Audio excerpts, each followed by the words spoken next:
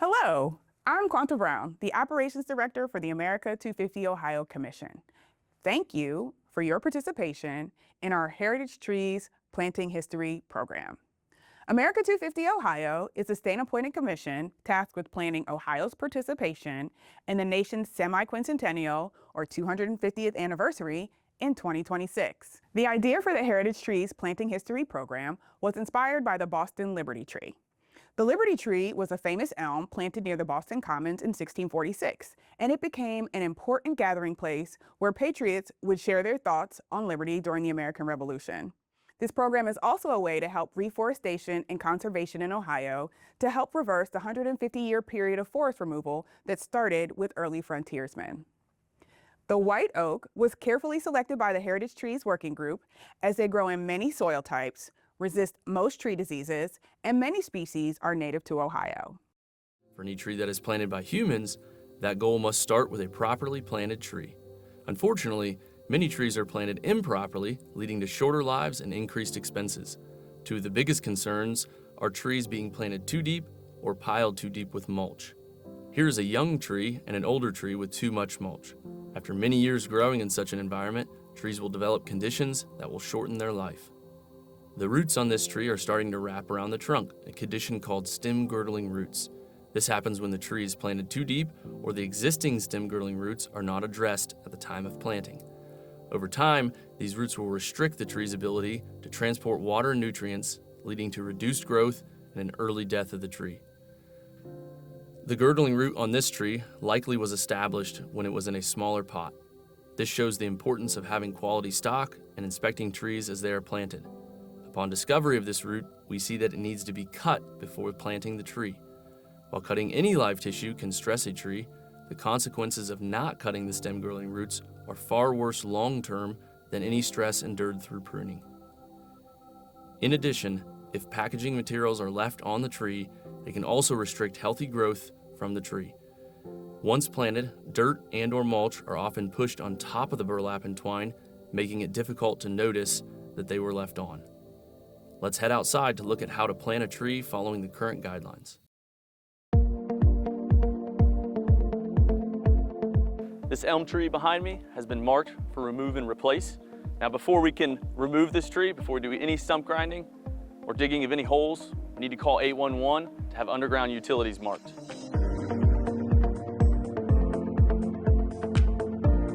Whether you dig the hole with shovels by hand or mechanized equipment such as an auger, backhoe, or tree spade, the final condition of the hole is what is most important.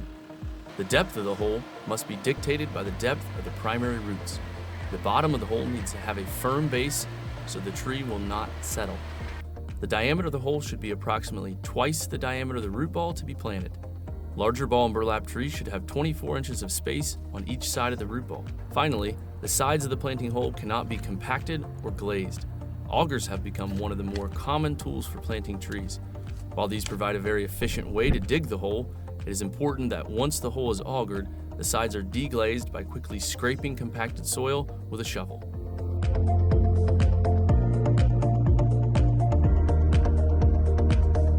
So once you have your hole dug and the sides deglazed, you have your approximate depth, you're going to want to start to take off burlap in the cage. There are a few different methods to do this. A good method is to clip all of these all along the bottom, take the bottom of the cage off, and make a slit on the burlap.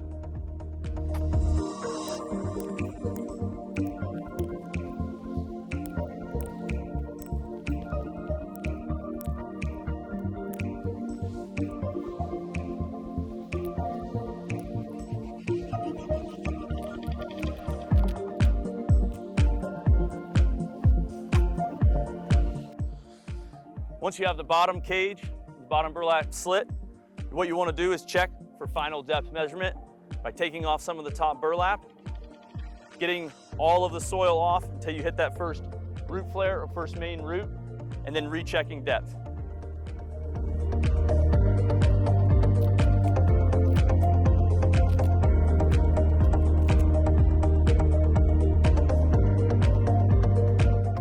The first thing you want to look for after you remove the burlap and twine is stem girdling, secondary, and adventitious roots.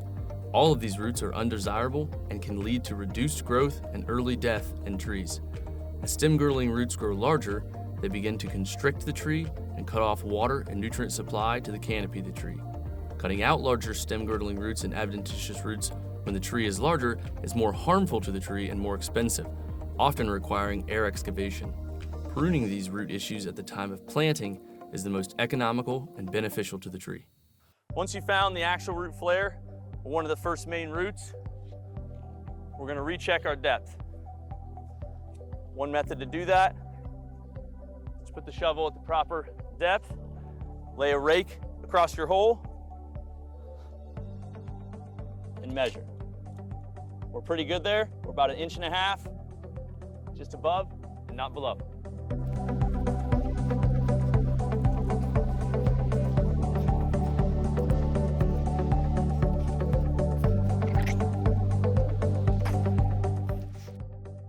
Once you have the tree in the hole and you've confirmed depth, you can use something like bolt cutters or angle grinders to take off the rest of the cage, and something like a knife to take off the rest of the burlap.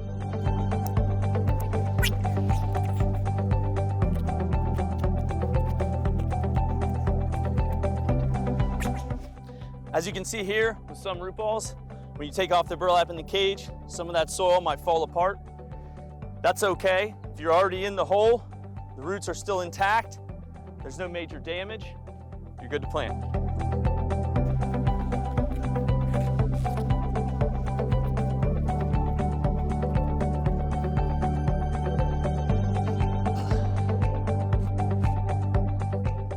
At this point, you're going to want to start to straighten that trunk, make sure it looks good from all angles, and begin to push some of that soil down to get a nice base formation at the base of the tree.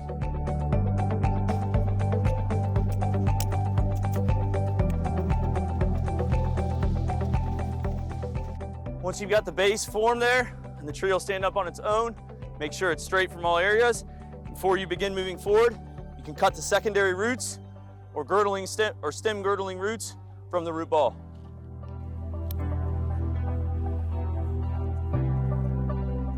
It's important that you use bypass pruners in this operation.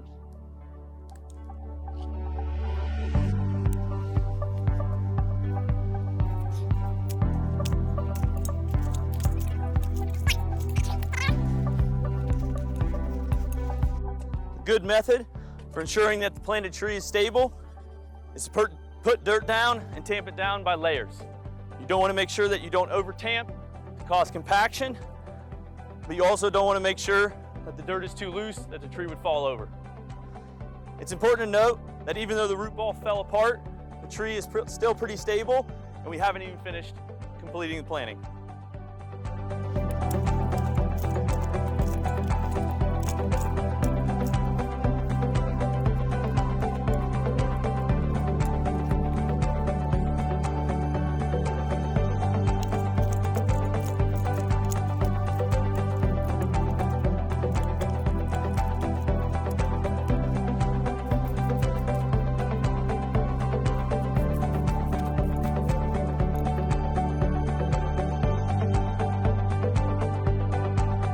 After you got all the dirt put back around the tree and it's properly graded, you want to put mulch down and water the tree before leaving.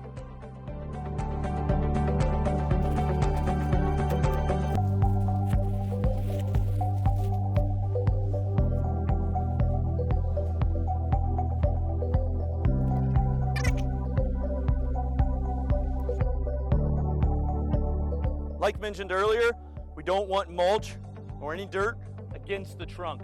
So we want that nice 2 to 3 inch thick layer of mulch in somewhat of a donut shape, not a volcano and not against the trunk.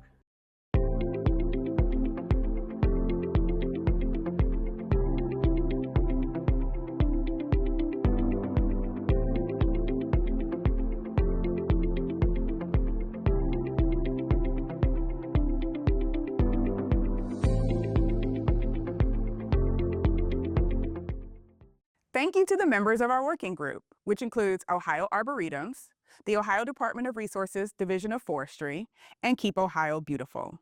We're especially grateful to our visionary sponsor, Synovus Energy, and supporting sponsor, Ohio Liquor, whose support allows us to provide this white oak tree, commemorative plaque, and tree care supplies to all of Ohio's 88 counties.